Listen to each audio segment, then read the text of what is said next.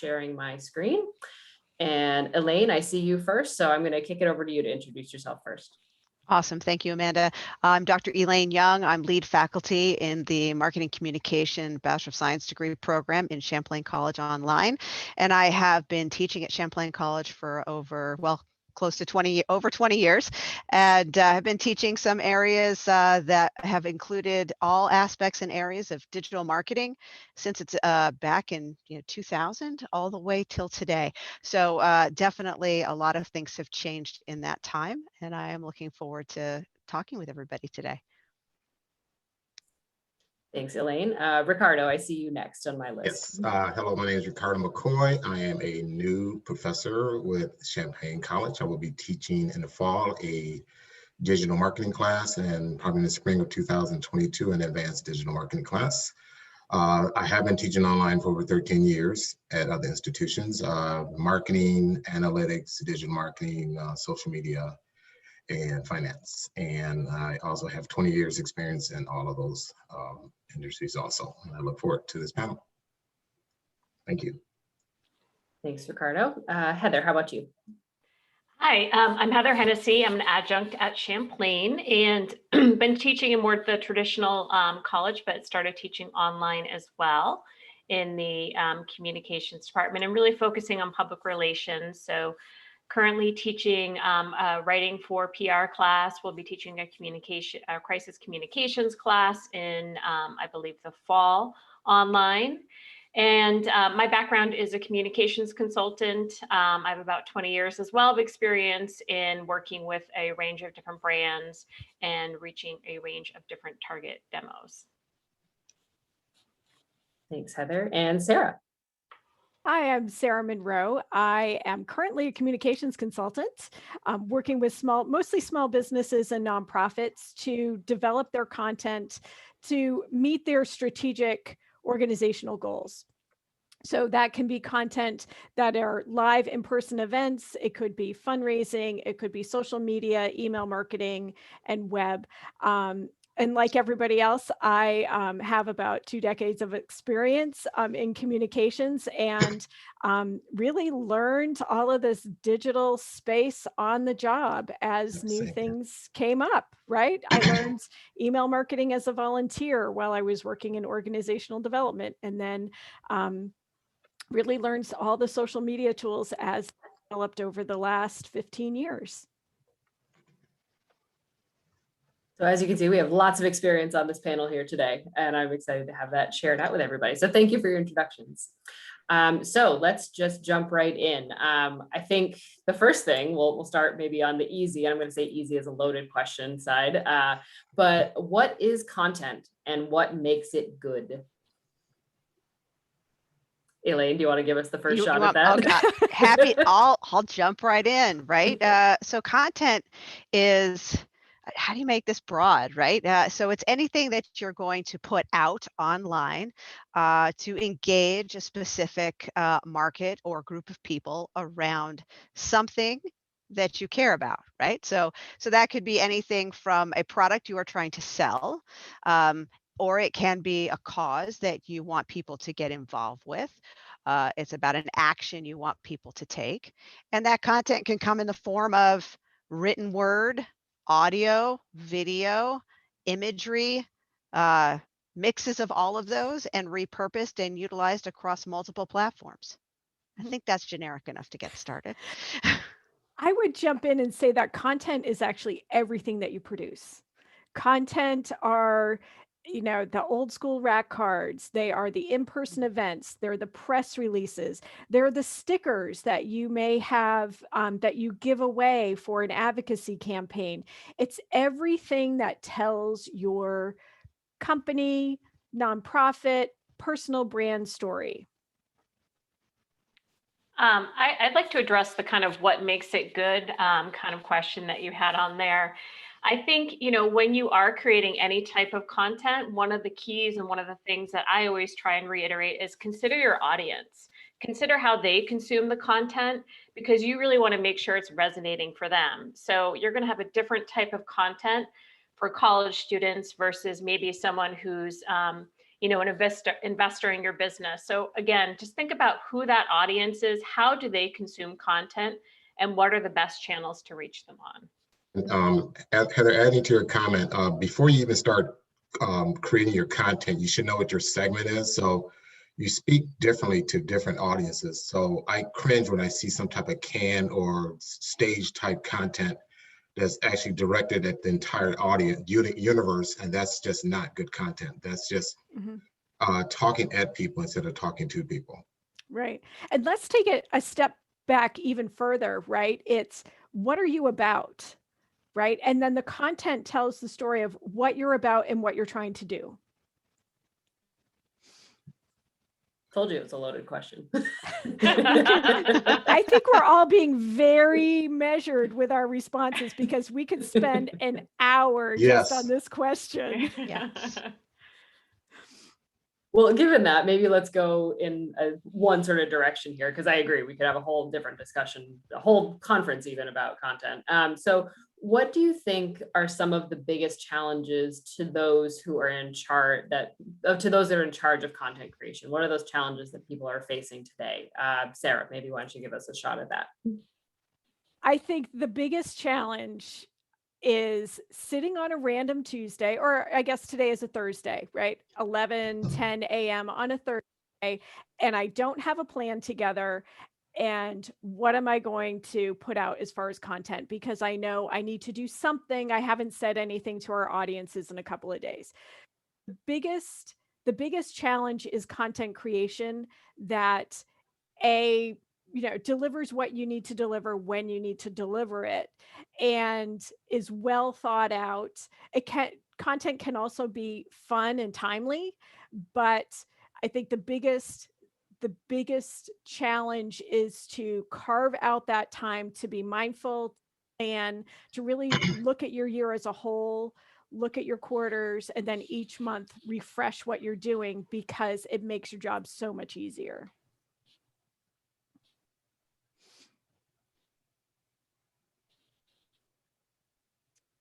Elaine, is there anything you'd like to add to that? Well, I was thinking about that, and having a silent pause is always good to have in a learning opportunity for us to gather our thoughts. But I think that Sarah obviously is 100% right. There's so much to think about with content and how do you get it right, and when do you put it out, and what's your structure. And there's content calendars, and there's tools and things that you can plan for a long period of time. But at the same time, if you are not thinking about current events and what's happening externally around you in your content planning, and if you're not ready to turn on a dime, then that's a real problem. It's so easy to plan content long term, but if you let things go out and do automatic content production and something happens externally, you come off tone deaf or not understanding what's happening in the world. And so to produce good content means having a plan, but also being able to pivot at any second, to pull something down, to change something, to respond to current events, respond to something that happened in your company, to know when to pause things that are happening. So you have to be fully aware of all the things, what's happening in your company, what's happening externally to your organization, and be ready at any moment to change anything. And so that means that your day can be very exciting, and never the same. So if you like the same kind of thing every day, potentially content work may not be for you. Right. But I think you can also plan for that timeliness too. That you need to know, okay, we have these different campaigns rolling out. We need to do these things at these different milestones. But for instance, for one account that I manage, we build that into our plan. Like, we know on Tuesdays it's going to be some kind of financial information, and on Thursdays it's going to be something about history related to our industry as a throwback, but what also is history that's applicable to today. So I think you can really build in that timeliness, but it's important, like you said, Elaine, to stop the scheduling if something happens. And I was working with a national education organization. And so my policy was, we have kids in all 50 states and in Europe, and and the Pacific Islands, if there's a school shooting, we don't know if one of our kids was involved. So everything shuts down if there's a school shooting. And it was just sort of a blank. And I got pushback from some of our board members saying, why haven't you posted anything? It's like, I don't know what happened yet. Mhm. When I know what happened, then I can post again. I would probably just add like a challenge in terms of content creation that I've come across is people that you might work with or report to, or eventually, even if you have an internship or a job, not understanding the amount of time and effort that it takes to create content, create a content strategy, build your community, those types of things. And I think it's really a way, one of the key things of your job may be educating other people in your organization as, hey, this actually takes a long time to create this type of content and to think about it and, help to maybe even build a team of content creators within your organization, depending upon where you are. Yeah, I think one of the issues is creating good content, and is that we are bombarded with so many different marketing messages constantly. So to get fresh content that's not sensationalized, but is actually value to your target market, is hard to do, and especially when you have deadlines. You might have like, hey, change this content within 24 hours. And how can you get great content when you only have like 24 hours or less to create this content? It's a lot of Friday nights. Yes. But I like what you say, Ricardo, that, and you said it in your first comment too, is that who are your segments? Who is your audience? And another challenge that we put onto our content planning too is our own filters. Right. I'm pushing one client right now who their staff member doesn't see a value in LinkedIn, yet her entire board and all of their sponsors, this is a nonprofit, are saying, would you please post on LinkedIn? Because we're not on these other channels. They have a lot of tech companies that are sponsoring them and want to share what's going on. And they can't be tagged because they're not on Instagram. Right. And so she's not listening to her audience. She's not listening to everyone around her because she personally, as a worker at this nonprofit, doesn't use LinkedIn.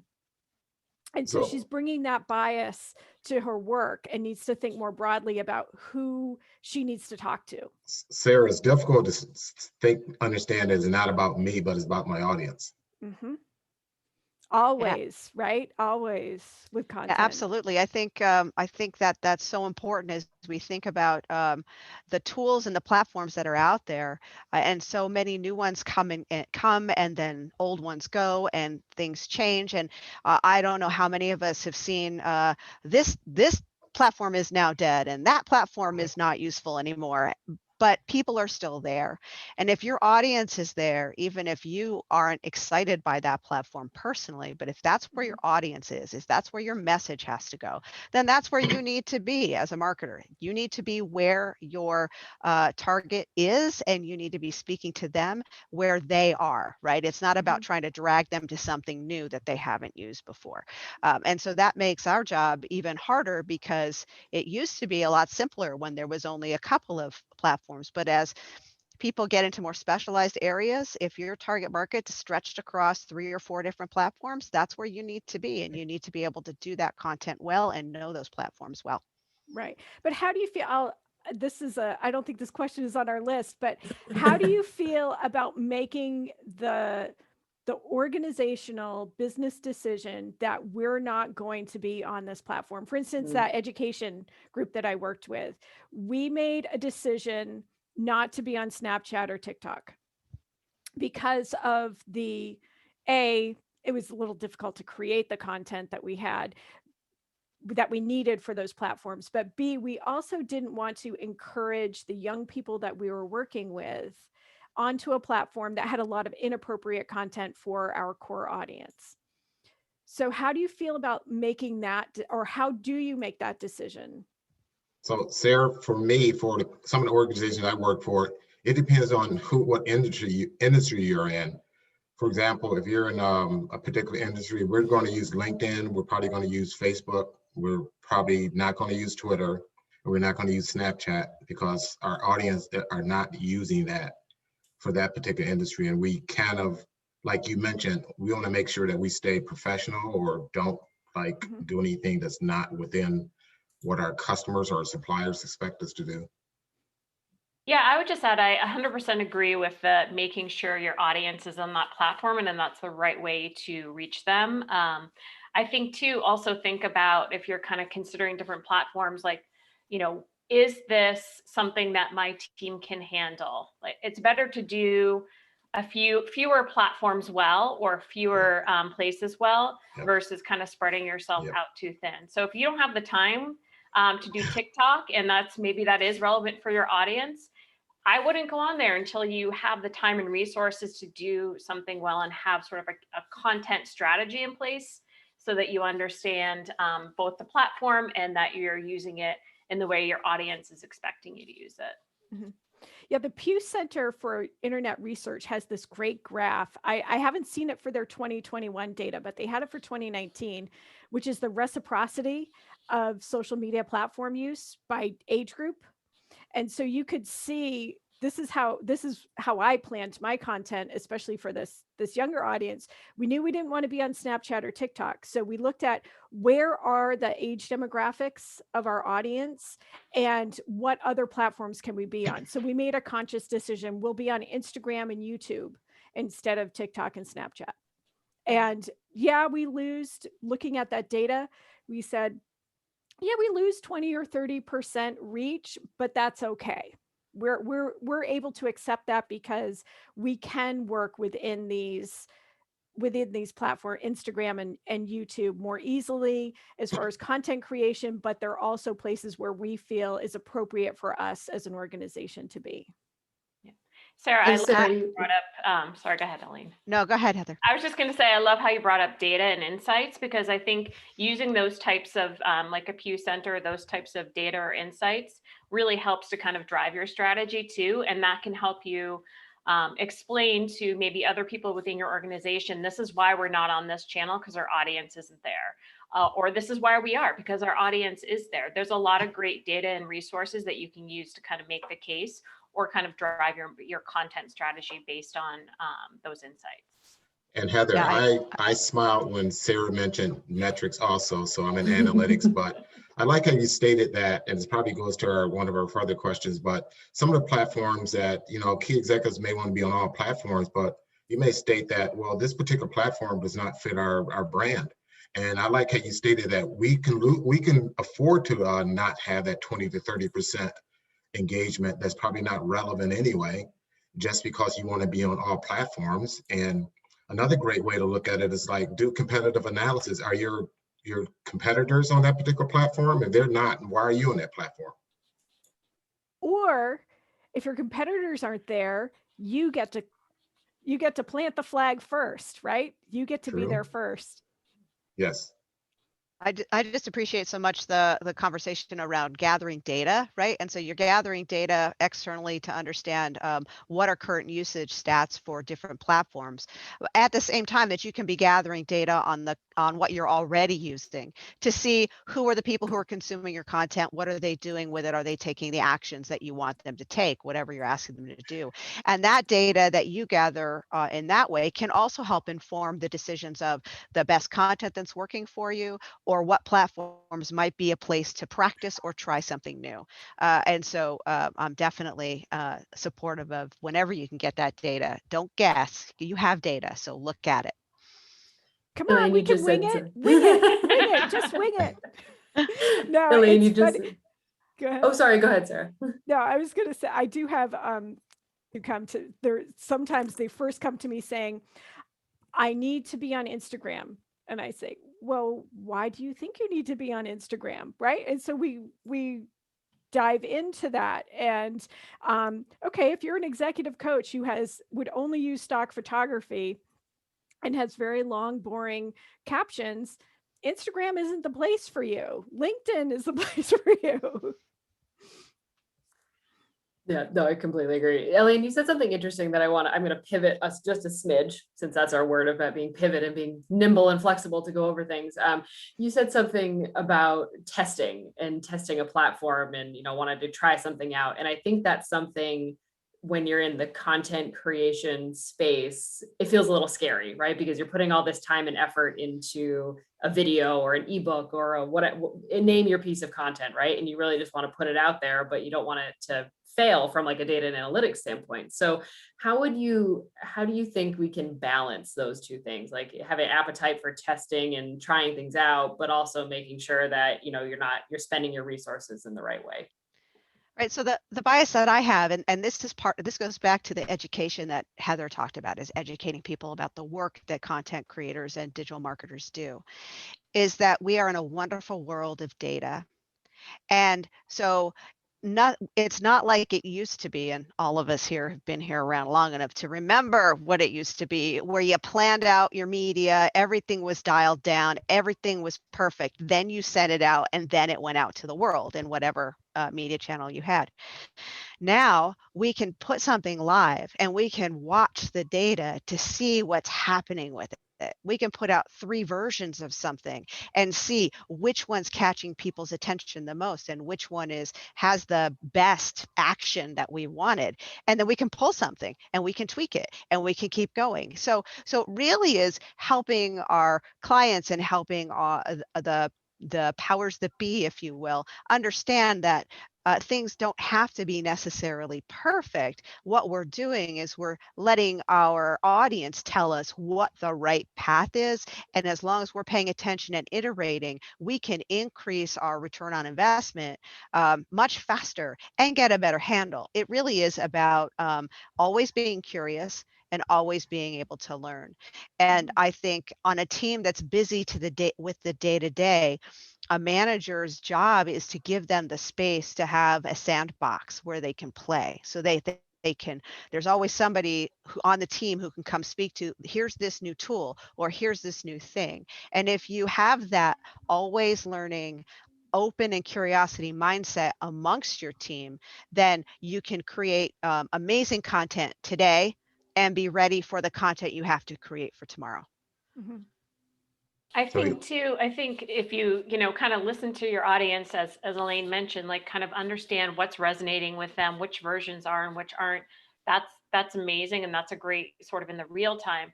I do think it is worthwhile. And I did this with one of my clients where we did sort of these quarterly reviews, which, you think content and social needs to be immediate, and it does, but kind of going back and pulling out some kind of key learnings or key insights. Were there certain themes that worked with your audience in terms of the content, analyzing those types of things, and then learning and potentially using those down the road as future ideas or things that worked, and let's do more of these. And this didn't work, so let's kind of do less of that. Mm-hmm. Yeah, Heather, I think seeing that as looking at a quarter, especially for accounts that have smaller followerships or are smaller organizations where you don't have all of the resources to do a lot of those best practices that Elaine had said, the A/B testing, see what's being really analytic focused. And I would love to ask Ricardo, because you are a metrics guy, when you are smaller, when it is one person and perhaps even part-time, have you worked with small clients and seen how they can do all these best practices and still sleep at night? So it's funny that you mentioned that. They can't, and they hire me, and that's probably why I have a marketing consulting business on the side. So because they do not have the resources of the larger companies that can afford to set up a Google Analytics account, that can measure their reputation scores, that can tell them that, hey, you're getting all this upper funnel engagement, but you're not getting any call to actions or lower funnel. You should put a call to action, that we you track leads and we can convert that to sales. They look at me like, duh, but we're getting a lot of likes and a lot of followers. So how's that working with your bottom line? Not at all. I'm like, well, here's what you need to do.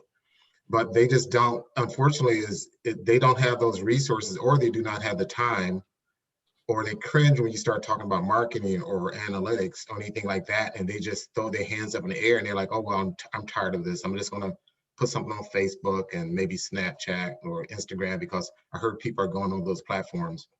And they have no measurement plan whatsoever of how this is engaging with their brands or anything whatsoever. Mm-hmm. So they hire me, and unfortunately I have to do the work for them. I think you, Heather, and I all have a little bit of business in that, in that realm too. So I wanted to get back. Amanda had asked about experimenting, and I have to say, you know, the subject of this is new platforms coming out, and audio only rooms has made a big splash in the last year.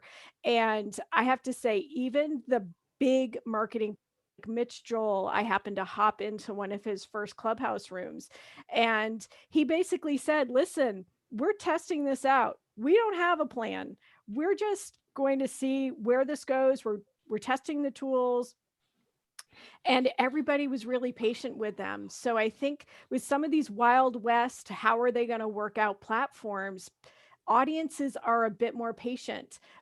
But when it comes to the others, they have to provide good content and relevant, useful things to them, to keep their followership on some of the more legacy platforms like Facebook and LinkedIn.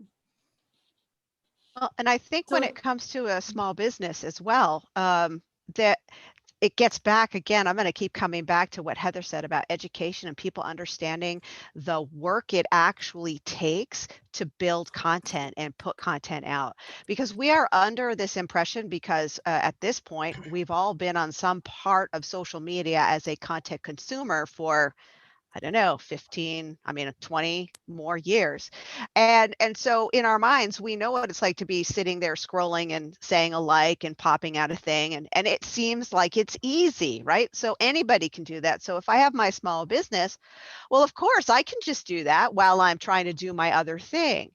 And so that, I think, is the biggest challenge that we have as content professionals, to be thinking and educating and helping people understand that this is not easy. And as Ricardo, you say, when you start talking to somebody about the things they need to be thinking about, they're like, oh, there's more to this than just hitting scroll and a like button, right?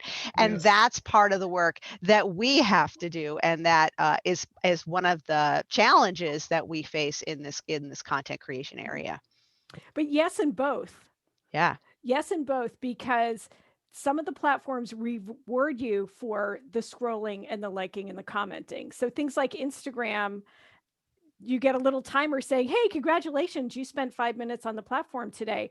Instagram's rewarding that account for scrolling and liking and commenting, right, just randomly, so that it shows that you're an active account. And then, I mean, some of this mindless stuff has to be part of your strategy too. So it's hard. It is not an easy thing to put it all together. So there's one thing that's come up. So that's sort of an interesting segue, Sarah, because I had sort of this question around. So if you're considering a new platform, or you're considering, expanding your platforms, what are those steps that you take to consider a new platform? I know Ricardo's talked about ROI and measurement and analytics, and we've talked about having the space to be creative and test through this, but what are some basic steps that somebody could take, if they have a startup and they're starting a new business and they're like, where the heck do I start? Like, what would you suggest there? Well, I'll just jump in really quickly and start with going back to something we've already said. Where's my audience? Right? So where is my audience? And if my audience is in Facebook, then I'm going to learn everything I can about Facebook and do what I need to do on Facebook. If my audience is spending time on LinkedIn, then that's where I want to be. If I have innovators, if I have people who are excited about the next shiny thing, right, and I've been with them on their journey in different platforms, then I might actually jump into Clubhouse and invite them to be with me on Clubhouse, right? Because then I can test that with my customers who are really into that thing. But remembering that, your innovators are a small percentage a small percentage of the people who really want to do something from a business standpoint on something like this, who want to hear from a brand in something like this. It really takes a little bit longer for brands to actually come through into these different platforms. And we can look back in history at Facebook when, brands weren't there, and then suddenly brands could be there and it was free back in the wild days where brands could do all the things and not have to pay Facebook any money. But then the monetization changed. Same thing happened with Twitter, right? And Instagram. And so it all changes, but usually that open space is for people to try it out and see where the value is. And is there value to just me as an individual, or is there value to a brand? And I'm not sure about Clubhouse. I think it's too new to figure out. I think audio concept, while radio has been with us for a very, very long time, and podcasting, it's clear that Twitter and then Clubhouse think that audio is a thing to play around with.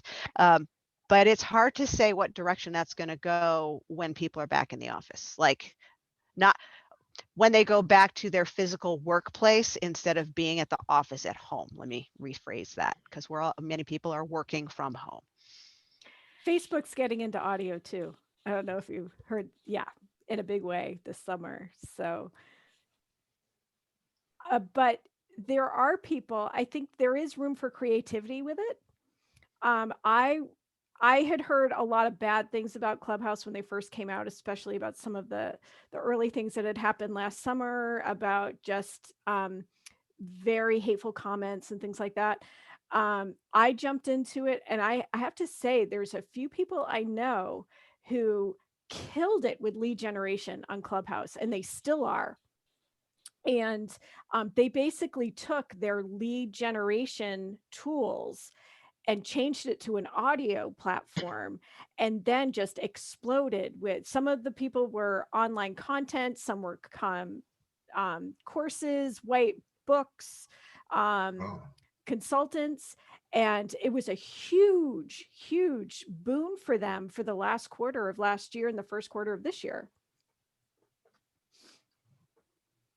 So we're looking at our time, and I think we have a lot of questions that I could still ask and stuff coming in from the side, but I want to talk a little bit about the job market, because I think this has a very direct correlation to those of us who are working currently in this field, but then also people who may be looking for positions moving forward in this field. So have you, as working professionals in this industry, what shifts have you seen now that there's this sort of shift in focus on content creation and content marketing positions? And, I personally, I see that all the time in any sort. I see all sorts of digital content specialists or marketing content specialists.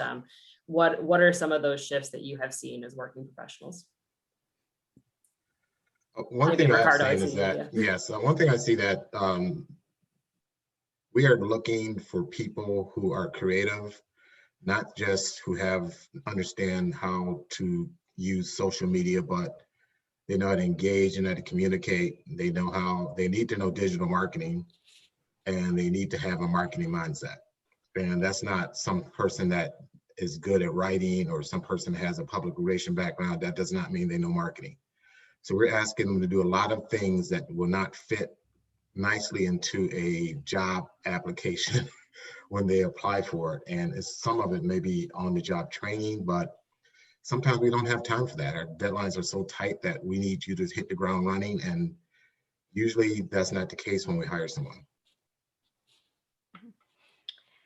I would just add, I kind of touched on this a little bit already, but I think overall, I think people who are hiring for some of these positions don't understand how much time it takes to create this type of content and what is entailed within that. So you need to be a writer, you need to be, you need to be able to film things, you need to be able to measure, you need to edit whatever type of content that you're creating. So it's really challenging to find one person who can do all things well. which is why I think that I find when I'm creating content, I just worked with a client to launch something that yesterday, but we had a filmer, we had a photographer, like, and these are, part-time kind of freelance type people, but I think, consider other resources. And if you are looking for jobs, ask them about, what are the other resources available to you, or do they expect you to create all of this content? Because I think that kind of gives you a good pulse of the organization and kind of what's expected of you. And I would look at other things that they've created before in the past too, to get a sense of the types of things that they're doing, to see if it's a good fit for you too, if you are looking at different opportunities. Mhm. And I've seen position descriptions that are 8 pages long for content marketing. I've seen that are 2 paragraphs and ask for 15 years of experience, which I find hilarious. We want you to have 20 years of web experience. Like, well, really, websites really exploded in 1998. You're not an entry-level person Yeah. with 20 years of digital experience, or 25 years of digital experience. So I think hiring, if there are any hiring folks listening, that they do have to have a realistic expectation, because everybody's looking for the unicorn. And really, the unicorn is someone who is willing to keep, as Ricardo said, that marketing mindset in the forefront of whatever they do. They have to be a good writer, and they have to be willing to learn, because this stuff changes every 6 months. The tools change every 6 months, and priorities change too. For instance, this last year, my social media engagement has tanked, but my email engagement, I get 80% open rates consistently. And my social media engagement is like 4 or 5%. So where are we going to spend our time? We spend our time now on email right now. And we know that will change. But for right now, that's where we are being flexible and adaptable. And that, I think, is the third greatest trait too, is being able to say, this isn't working, let it go, let's move on and do something else. Well, Sarah, after this call at 80% open rate, I need to talk to you. I have really good lists. I have really good lists that I have worked on extraordinarily hard for 5 years. So yeah. A whole nother webinar topic for us Yes. for next time. Webinar. So one of the things that I want to pick up on really, again, for those people in the audience who might be hiring managers or thinking about hiring someone, do keep in mind, right, the value of the content. It is representing your brand. It's representing your business. So you do get what you pay for. Yes. And if you're looking for somebody with a lot of experience, you have to understand, what does that actually mean? And to Sarah's example of looking for someone who has 20 years experience in this, well, then you have to be ready to pay a senior level person to do that work. If you are looking for not to pay a lot and you want somebody fresh out of college who's going to have some knowledge, what they're going to know is some of the newer platforms. If they have depending on the education and the internships that they've had, they'll be bringing some good base level knowledge, but they won't have the strategic vision or that experience. So be really clear. What do you really need? Do you need a content creator? Do you need someone to manage a team of people to do this? Do you need to create a content strategy? And design your job descriptions appropriately, and think about the priorities you have. Because if you hire somebody in a higher level, then they can work with freelancers and others to bring people together, as long as you give them a budget. But at the end of the day, if you decide not to give them the budget, then you're cutting off your content creation at the knees and preventing your brand from getting out there. So it does depend on where you put the priorities for your budgeting as well. And one thing, it sounds like a cliche, but that particular person has to be a team player, meaning they need to be able to work with other departments that are outside their comfort zone: marketing, HR, communications, even sales. Right, especially with the content creation too. It's being able to ask different people for content, and to have them feel confident in providing that to you. Because I think I think Heather touched on it a little bit, is being able to tap other people in that organization or company for things to share, and that insider information. And it takes a good outgoing person who's also willing to listen Yes. for that moment. I call it the moment of delight, and then pick up on that and say, this can become something. So I'm hearing a lot of different traits and skills that make somebody sort of successful in this role. So, flexibility, adaptability, good listener, outgoing, to be able to balance that strategic and creative mindset, balancing priorities, the unicorn factor, as we'll call it. So how much of this do you feel, and how much of this can you learn through a program, maybe perhaps like our marketing communications program, Elaine, or how much of this is innate? What's the balance here? Yeah, so I think I can do shameless plug for the marketing communication program because hey, why not? But I think that the classes and coursework they give you insight into what's happening. They help you connect and bring together maybe your other experiences to then be ready to take the next step, right? That's learning, right? So I can put this in context, I can take this information, I can see how it works with this kind of company, therefore I can apply it to something else, right? So that's learning. And having content in classes that is current and relevant and gets students thinking and reflecting, but also looking at industry certifications and current skills. So that is a grouping. But when it comes to some of what I call those power skills, right? The power skills that are that communication, that internal communication, that interpersonal communication, the prioritization, the organization. Those power skills can be learned, but some people are just going to have an innate sense of being able to do that a little bit easier. Everybody's going to have their different strengths and where they get their energy from. So I would encourage individuals who want to get into this space to understand these are the attributes that you're going to have to foster for yourself. Either you're really comfortable in that space or you're uncomfortable and you're just going to have to live in that uncomfortable space as you do this work really well, because you'll be shining in other areas, right? You can't find somebody who does 100% all the time in all of these areas. But I think between coursework, between skilling up with certifications that are in the industry currently, and then practice and experience, you can get there.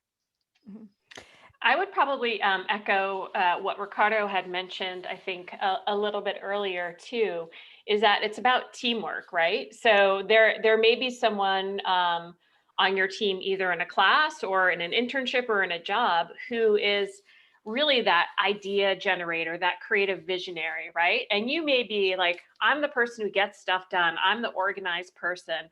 I can write all these things. I can schedule everything. So kind of think about your team and think about, how you can work with them and how you can work internally to kind of build upon each other's skill sets and really tap into those people within your team who have really strong skill sets in areas that you may not be as strong in. I like that, Heather, because I don't want anyone like you have to be successful in this field. You have to be the unicorn, right? The unicorns are needed for small businesses, for nonprofits, for smaller shops. But when you get to the larger companies, if you are an analytics person, you can be just the analytics person and have a great career that can grow in Google Analytics and ads, and you're providing all the data, all that great data that Ricardo was talking about to the idea people, right? And we also need, as Heather said, we need the implementer. Now, I'm more of an idea person and a gathering person. Where I start to struggle is making sure that I check all of those boxes every day, every week in the posting and the getting things done. Great, thank you all. So We have a couple questions from our audience. So if you are all amenable, I'd like to sort of pivot us in that direction.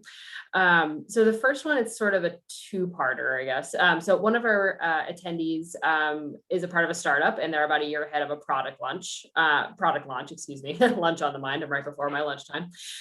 So there's 3 founders, and they're wearing all of the hats by the sounds of it. So she's asking a little bit about Google Analytics and using HubSpot as a tool.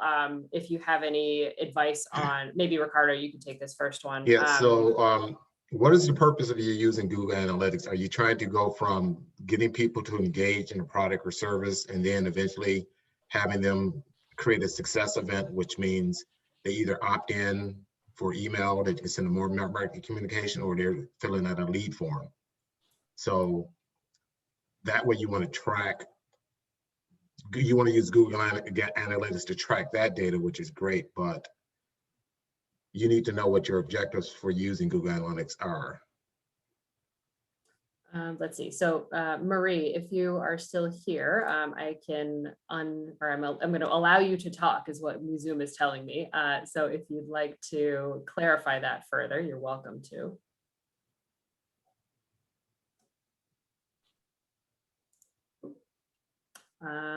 Let's see. It doesn't look like it, but yeah, I think Ricardo, I think that's the point of your answer there for Marie, is more that, you know, knowing whatever the objective is first for Google Analytics, if you're tracking an event, if you're tracking a sale, whatever the piece is. Right. I think Marie's first question about we're a startup, we have 3 of us, we're wearing all the hats.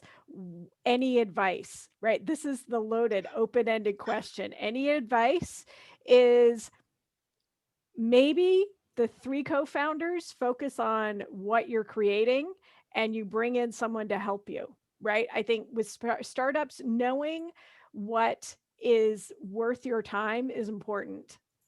And knowing that having someone else come in to help you with this will save you a lot of time and maybe get your product launched faster, because they can help you figure out these things. And it doesn't have to be a long time or a long contract. It can be a short period of time. But I think the most challenging thing for all of us when we are approached with a new project or a new client is they say, well, what should we do?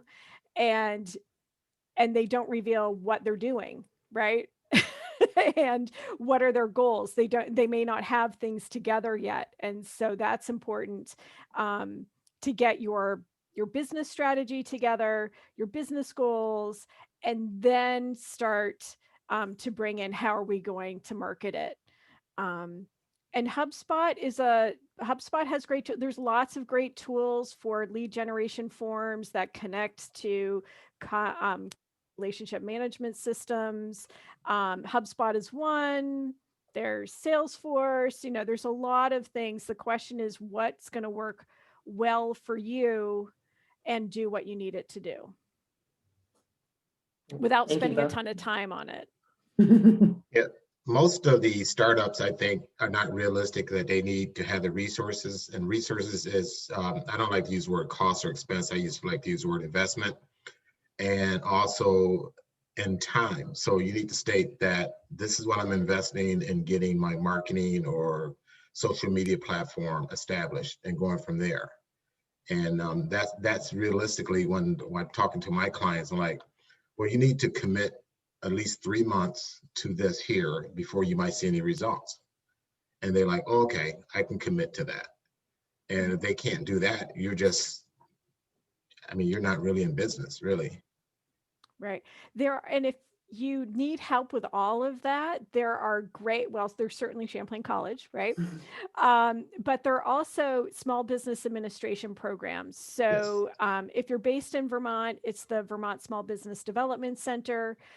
There's also Center for Women in Enterprise. You don't have to identify as a woman to use the Center for Women in Enterprise, but there are courses and advisors there. There's SCORE, there are chambers, there are innovation centers, there's the Center for Emerging Technologies. There's lots of organizations out there that can help you get get your pieces in a row so that you can make the investments with other consultants and vendors. Yeah. Good. Thank you both. So I'm going to open it up just if we have any last questions from our attendees. I have one to sneak in here while we give people a minute to type. We're talking a lot about data and new platforms and tracking the results and making sure it's worth all the effort. But and this is open for anybody who'd like to answer it. Do you have suggestions on how best to physically track that data? Do people use spreadsheets? Do you use a Word doc? Do you use a dashboard? What have you found that works best? There's a lot of different tools that you can actually use to track this data. I cringe when you said Excel. But which is good. You can still get flat files and everything else, but analytics people are like, oh, Excel. But there's things like Tableau, Domo. You can put that on a mobile. It's very good that you can share that. It's easy to use. Basically, with the content, it's trying to understand that the content maybe not be measurable. It might help build the brand, but sometimes you can't always track and say, oh, this led to a sale or a lead or things like that. But I mean, those tools I use Tableau and I use Domo. They're pretty good tools to use, and they're very easy to use. I don't know the cost, but I mean, they're very valuable.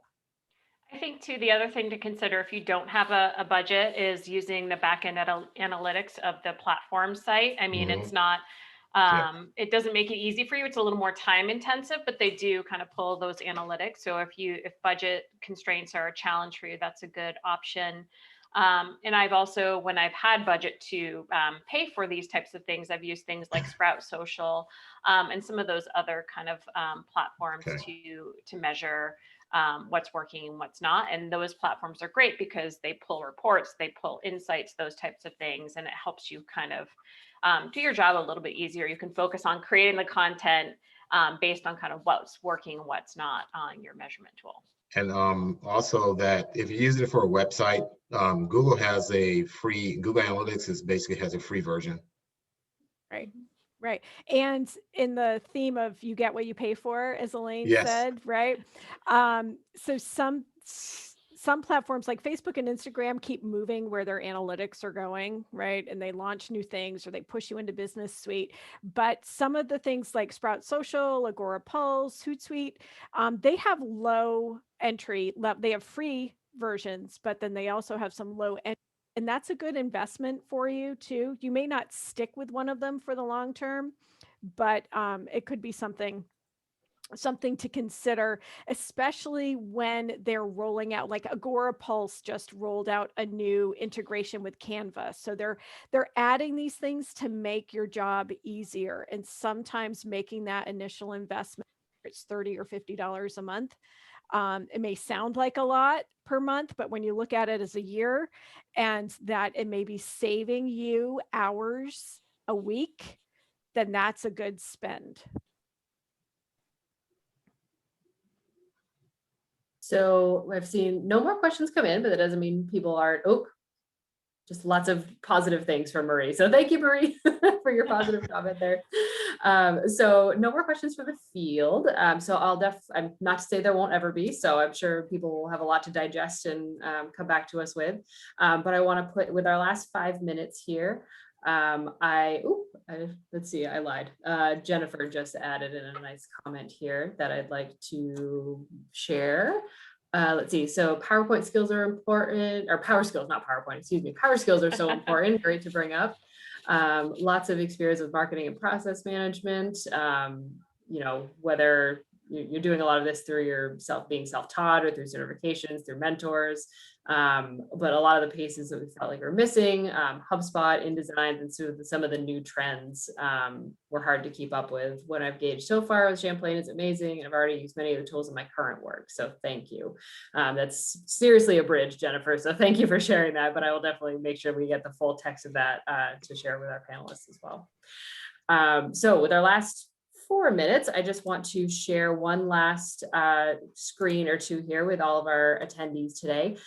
So this is a lot of information crammed into an hour, and we have so many great ideas for further interesting panel discussions on this topic. But if anybody on the call is interested in the application process, if they're interested in Champlain Online, we do have a couple of other webinars coming up where you can learn a little bit more about our processes. We've got, a BS in Web Design and Development is the most recent program related one, but we also have ones focused on transferring, how to pay for education, then overview of our undergraduate session, undergraduate review, and just online learning in general. So these are all really great opportunities just to learn at a higher level about online learning, and then certainly can dive into Marcom as well. So with that, I would like to stop sharing my screen and get back to my screen here. I want to say thank you to all of our fabulous panelists today for being so generous with your time and your insights and sharing your experiences. I think it's been a wonderful, great conversation, and I personally already have great ideas for many follow-up ones, so look for my emails on that one. So if there's no other last comments or questions, I just want to say thank you, and yes, we will see you all next time. Thank you. Thank you so much.